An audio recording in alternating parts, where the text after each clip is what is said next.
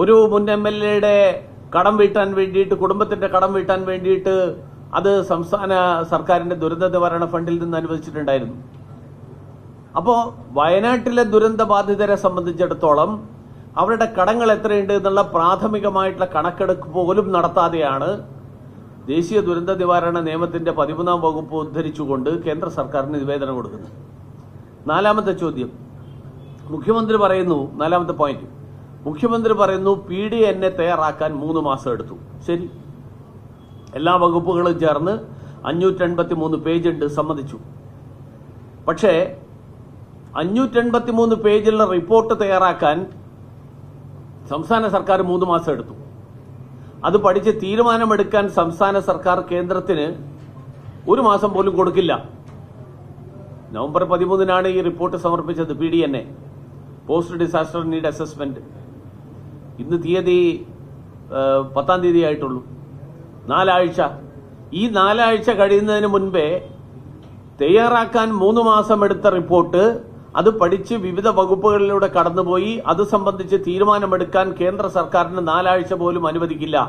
അതിനു മുമ്പ് മുഖ്യമന്ത്രി കേന്ദ്ര ആഭ്യന്തരമന്ത്രിക്ക് ദുരന്ത നിവാരണത്തെക്കുറിച്ച് അടിസ്ഥാന ധാരണയില്ല എന്നുള്ള വിലയിരുത്തൽ നടത്തി ജനങ്ങളോട് പറയുകയാണ്. ഇത് രാഷ്ട്രീയ പ്രേരിതല്ലെങ്കിൽ വരെന്താ?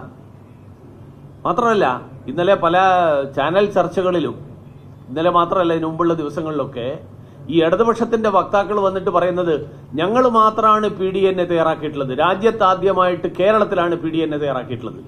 ഇത് സ്ഥിരമായിട്ട് പറയുന്ന ചില കാര്യങ്ങളാണ്. ഉദാഹരണത്തിന് ദേശീയപാത നിർമ്മാണത്തിന് വേണ്ടി ഭൂമി ഏറ്റെടുത്ത് നൽകുന്നതിന്റെ 25% സംസ്ഥാനം വഹിക്കുന്നു, അത് ഞങ്ങൾ മാത്രമാണ് നടത്തുന്നത്. രാജ്യത്ത് വിവിധ സംസ്ഥാനങ്ങളിൽ ഇത് ചെയ്യുന്നുണ്ട് എന്നുള്ള കാര്യം മുഖ്യമന്ത്രിയുടെ സാന്നിധ്യത്തിൽ കഴക്കൂട്ടത്ത് കേന്ദ്ര ഗതാഗത വകുപ്പ് മന്ത്രിയും മുഖ്യമന്ത്രിയും ഇരിക്കുന്ന വേദിയിൽ ഞാൻ നേരിട്ട് പറഞ്ഞിട്ടുള്ളതാണ്. വിവിധ സംസ്ഥാനങ്ങളിൽ നൽകിയിട്ടുള്ള കണക്കുകൾ കേരളത്തിലെ ജനങ്ങളെ ഇങ്ങനെ തെറ്റിദ്ധരിപ്പിക്കരുത്. ഞങ്ങൾ മാത്രമാണ് നൽകിയിട്ടുള്ളത്. ഞാനൊരു ഉദാഹരണം പറയാം. ഹിമാചൽ മുഖ്യമന്ത്രി സുഖ്വിന്ദർ സുഖു, അദ്ദേഹം ഇന്ത്യ സഖ്യത്തിന്റെ ഭാഗമാണ്.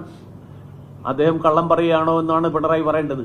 അദ്ദേഹം നേരിട്ട് പറഞ്ഞിട്ടുള്ളത് ഞങ്ങൾ PDNA കൊടുത്തിട്ടുണ്ട്, അവിടുത്തെ ദുരന്ത നിവാരണത്തിന്റെ ഭാഗമായിട്ട് ഞങ്ങൾ PDNA കൊടുത്തിട്ടാണ്, ഞങ്ങൾക്ക് കിട്ടിയത് ആവശ്യത്തിന് കിട്ടിയില്ല എന്ന് അദ്ദേഹം പറഞ്ഞിട്ടുണ്ട്. പക്ഷേ PDNA കൊടുത്തത് ഞങ്ങൾ മാത്രമാണ്, ഇതുവരെ വേറെ ആരും PDNA കൊടുത്തിട്ടില്ല എന്നൊക്കെയുള്ള അവകാശവാദം, ഈ അവകാശവാദങ്ങൾ ജനങ്ങളെ തെറ്റിദ്ധരിപ്പിക്കാൻ വേണ്ടി എക്കാലവും വില പോവില്ല.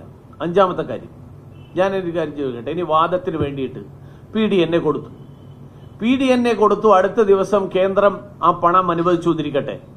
എന്തിനാ PDNA-യിൽ അനുസരിച്ചിട്ട് പണം അനുവദിക്കുന്നത്? പണം അനുവദിക്കുന്നത് പുനർനിർമ്മാണ പ്രവർത്തനങ്ങൾ നടത്താൻ. പുനർനിർമ്മാണ പ്രവർത്തനങ്ങൾ നടത്തണമെങ്കിൽ വീടടക്കം പണിയണം.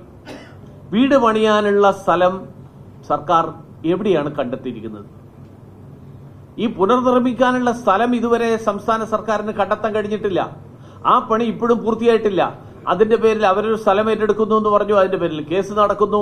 ആ കേസ് കാരണം ആ നടപടി മുഴുവൻ തടസ്സപ്പെട്ടിരിക്കുന്നു. പക്ഷേ പണം ഞങ്ങൾക്ക് വേണം. എവിടെയാ പണിയാൻ പോകുന്നത് ഞങ്ങൾ തീരുമാനിച്ചിട്ടില്ല. ഇത് ജനങ്ങളെ തെറ്റി. ഈ പണിയെടുക്കുന്നതിന്, സ്ഥലം തയ്യാറാക്കുന്നതിന് കേന്ദ്രത്തിന്റെ പണം അനുവദിക്കുന്നത് വരെ കാത്തു നിൽക്കണോ? സ്ഥലം നേരത്തെ തന്നെ തയ്യാറാക്കാം. തയ്യാറാക്കിയതിനു ശേഷം കേന്ദ്രം അനുവദിച്ചു കഴിഞ്ഞാൽ അടുത്ത ദിവസം പണി തുടങ്ങാം. പക്ഷേ അതിന് തയ്യാറില്ല. മാത്രമല്ല, ഞാൻ ചോദിക്കട്ടെ, ഈ മുഖ്യമന്ത്രിയുടെ ദുരിതാശ്വാസ നിധിയിൽ മുണ്ടക്കൈ ചൂരൽമലയുടെ പശ്ചാത്തലത്തിൽ ശേഖരിച്ച തുകയാണ്. ആ ദുരിത നിവാരണത്തിന് വേണ്ടിയിട്ട് ശേഖരിച്ച തുകയിൽ 688 കോടി കിട്ടിയതിൽ 7 കോടിയെ ചെലവാക്കിയിട്ടുള്ളൂ. അത് വേറെ എവിടെയും ചെലവാക്കാൻ പറ്റില്ല. ആ പണം മുണ്ടക്കൈ ചൂരൽമലയ്ക്ക് വേണ്ടിയിട്ട് പിരിച്ചതാണ്, ലോകം മുഴുവൻ നിന്ന് പിരിച്ചതാണ്. ആ പണം എന്താ?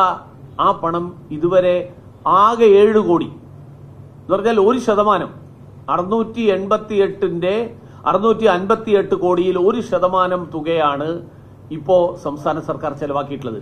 ബാക്കി ചെലവാക്കുന്നതിനെ കുറിച്ച് ഒരു പ്ലാനും ഇതുവരെ പ്രഖ്യാപിച്ചിട്ടില്ല. മാത്രമല്ല, മുഖ്യമന്ത്രി ഇന്നലെ പറഞ്ഞതിന്റെ ഏറ്റവും പ്രധാനപ്പെട്ട ഒരു ഘടകം കേരളത്തോട് രാഷ്ട്രീയ വിവേചനം കാണിക്കുന്നു.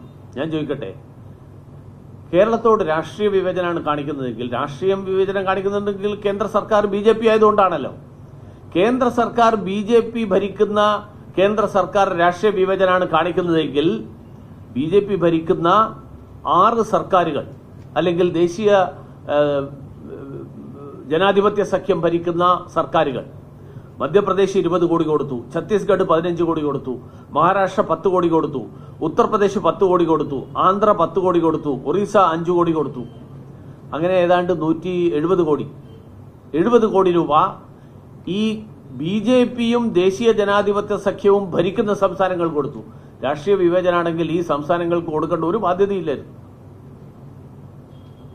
ഈ സംസ്ഥാന സർക്കാരുകൾ രാഷ്ട്രീയ വിവേചനമാണ് കാണിക്കുന്നതെങ്കിൽ കേരളത്തിന്റെ ഒരു ദുരന്തത്തിന്റെ പേരിൽ BJP ഭരിക്കുന്ന സംസ്ഥാനങ്ങൾ ദുരന്ത നിവാരണത്തിന് വേണ്ടിയിട്ട് സംഭാവന ചെയ്യേണ്ട ഒരു കാര്യമില്ല. അപ്പൊ ഈ തരത്തിലുള്ള രാഷ്ട്രീയ വിവേചനം കാണിക്കുന്നു. കോടതി പോകുന്ന സന്ദർഭങ്ങളിലൊക്കെ ആ രാഷ്ട്രീയ വിവേചനം എന്നുള്ള ആരോപണത്തിന്റെ പൊള്ളത്തരം ജനങ്ങൾക്ക് ബോധ്യമായിട്ടുണ്ട്. മുൻപ് സുപ്രീം കോടതി വരെ പോയിട്ട് അവസാനം അത് ബോധ്യമായതാണ്. മാത്രമല്ല ഇന്നലെ ചില TV അവതാരകരടക്കം ചോദിക്കുന്നത് ഞാൻ കേട്ടു. അതായത് ഇതൊക്കെ സ്ഥിരമായിട്ട് കിട്ടുന്ന കുറെ കാര്യങ്ങൾ കിട്ടുന്നു എന്നല്ലാതെ മുണ്ടക്കൈ ചൂരൽമലയുടെ പശ്ചാത്തലത്തിൽ സാധാരണ കേന്ദ്രം എന്തു കൊടുത്തു? ഞാൻ ചോദിക്കട്ടെ, SDRFൽ കൊടുക്കേണ്ടതല്ലാതെ എന്തു കൊടുത്തു എന്നുള്ള ചോദ്യം ഈ BJPയോടുള്ള വിരോധം കാണിക്കുന്ന കുറെ ചാനൽ അവതാരകരുണ്ട്. അത് കാണിച്ചോളൂ, വിരോധമില്ല. പക്ഷെ വസ്തുതകൾ വളച്ചൊടിക്കരുത്. കാരണം അവരുടെ അറിവിന് വേണ്ടിയിട്ട് ഞാൻ പറയാൻ ആഗ്രഹിക്കുകയാണ്. SDRF വിഹിതത്തിന്റെ ഗഡുക്കളായിട്ടുള്ള 145.6 കോടി രൂപ ജൂലൈ 31 ഒക്ടോബർ 1 നൽകി. ഈ ഒക്ടോബറിൽ നൽകിയത് മാത്രം എടുത്തു കഴിഞ്ഞാൽ അത് കൊടുക്കേണ്ടത് ഡിസംബറിലാണ്. ആ ഡിസംബറിൽ കൊടുത്തത് ഒക്ടോബറിൽ നൽകാനുള്ള കാരണം അത് ഈ ദുരന്തത്തിന്റെ പശ്ചാത്തലത്തിലാണ്. മാത്രമല്ല ഇതിനു പുറമെ ദുരന്ത മേഖല സന്ദർശിച്ച IMCT ഇന്റർ മിനിസ്റ്റീരിയൽ ടീം, ആ ഇന്റർ മിനിസ്റ്റീരിയൽ ടീമിന്റെ റിപ്പോർട്ട് അനുസരിച്ച് ഈ കഴിഞ്ഞ ദിവസം 153 കോടി രൂപ പ്രത്യേകം അനുവദിക്കുകയും ചെയ്തു. ഇനി 9ാമത്തെ പോയിന്റ് ഞാൻ ചോദിക്കട്ടെ, കേരളം ആദ്യം കൊടുത്ത മെമ്മോറാണ്ടം ഓഗസ്റ്റ് 17 തീയതി കൊടുത്ത മെമ്മോറാണ്ടത്തിൽ 1202 കോടി രൂപ ധനസഹായം ആവശ്യപ്പെട്ടിട്ടുള്ള മെമ്മോറാണ്ടാണ്. 2.5 കോടി രൂപ ശവസംസ്കാരത്തിന് ചെലവിട്ടു. പിന്നീട് അതൊരു വിവേദം, നിങ്ങളെല്ലാവരും കൂടി മാധ്യമപ്രവർത്തകരെല്ലാവരും കൂടി അതിന്റെ പൊള്ളത്തരവും അതിന്റെ കള്ളത്തരവും ഒക്കെ പുറത്തു കൊണ്ടുവരാൻ ശ്രമിച്ചപ്പോൾ പറഞ്ഞു, അല്ല അത് ഞങ്ങൾ അനുമാനമാണ് പറഞ്ഞത്. ഇതാണ് അങ്ങനെ ഒരു സംഭവിച്ചാൽ ഇങ്ങനെയൊക്കെ ചെലവ് വരും.